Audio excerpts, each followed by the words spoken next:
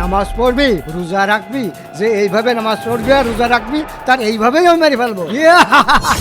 ওরে আল্লাহ, এটা আমি কি দেখলাম?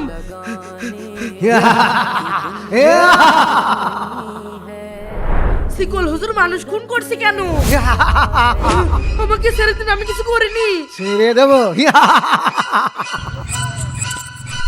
হ্যাঁ? আয় তোকে ছেড়ে দিই, নামাজ ছাড়বি কিনা বল। কি নামাজ ছেড়ে দেবো মানে?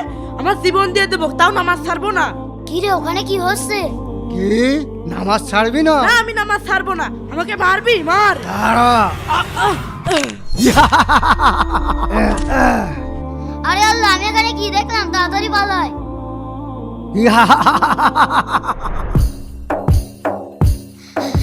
হ্যাঁ শিকল হুজুর, হ্যাঁ, আমাকে মারবেন না, আমাকে মারবেন না। আরে আমি তোকে মারতে যাবো কেন? আমি নামাজ পড়বো না, আমি রোজাও রাখবো না, আমাকে ছেড়ে দিন। আরে না না, তুই এসব কি বলছিস? তোর কোথাও ভুল হচ্ছে। কেন? একটু আগে যে দেখলাম। Sayılmaz derler, öyle olmaz derler. Onlar gibi düşünmedikçe çoban derler. কি এসব তুই কি বলছিস? ওরে আল্লাহ, কিটা? তুই কে? আমি হলাম দাদু হুজুর। না, তোর আসল পরিচয় বল। আমি হলাম শয়তান জিন, তুই আমার কিচ্ছু করতে পারবি না। এই শয়তান, আমার কাছেও শিকল আছে, কিন্তু আমার আসল অস্ত্র হলো ইমান।